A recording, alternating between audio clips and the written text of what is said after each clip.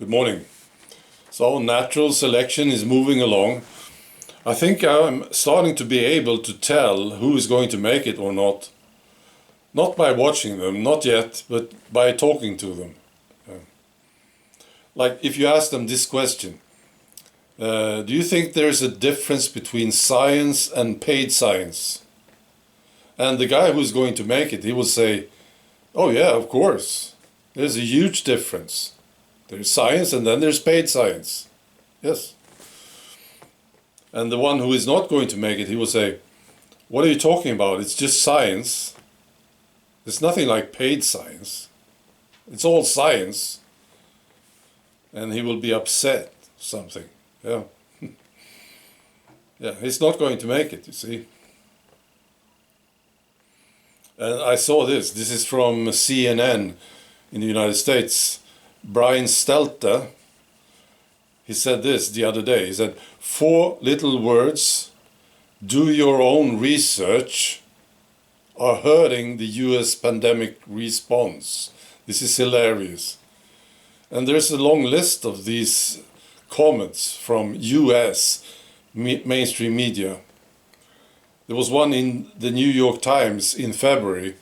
They published an article said that critical thinking isn't helping in the fight against misinformation. Yeah. I'll give you the other ones. USA Today in April issued a warning against browsing for books, insisting it can lead people down an extremist rabbit hole.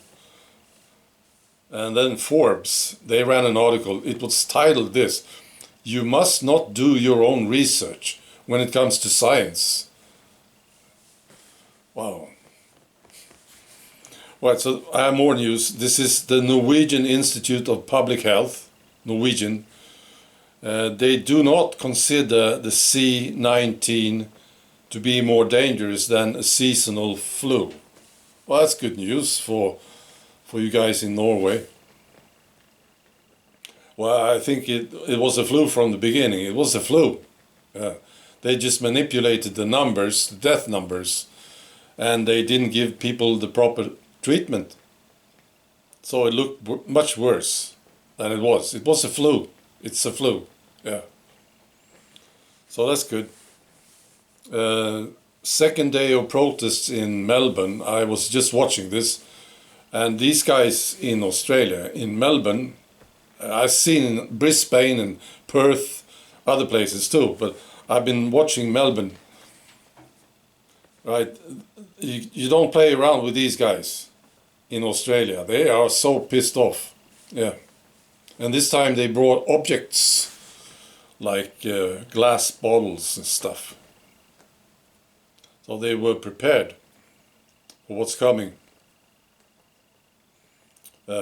Maybe we will see a pitchfork soon, one of those in Australia, or a couple of them. Now finally this rumor, I don't know if this is true. I think maybe in the future this will be true, and maybe it is already, I don't know. Unjabbed semen. Yeah, people are making money on unjabbed semen now. There's a demand for sperm from unjabbed people. Again, I don't know, but it's quite possible, I think. So that's a good thing for you guys, you young guys who want to make some extra money. In the future, I think this is very possible. You know, we will have a situation where you can actually tell who took the shot and who didn't. You know, you can see a person from a distance, and you can say, you know, look at that guy. He jumped the fence. You see, he's moving around a lot. He didn't take the shot. I don't think so. You know, because the other ones, they will just look sick. Yeah. And kids, you know, they will be asked questions from the teachers and people around them. Hey kid, how come I saw you climbed that tree. How did you do it? See? Look at all your friends. They are sitting around, right? And you are climbing a tree, right? And you're running around a lot, aren't you? So what is it? Why are you so different?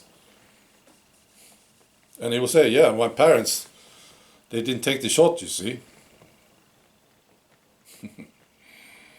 Yeah. All right, well, I don't know, but I think it's very possible. All right.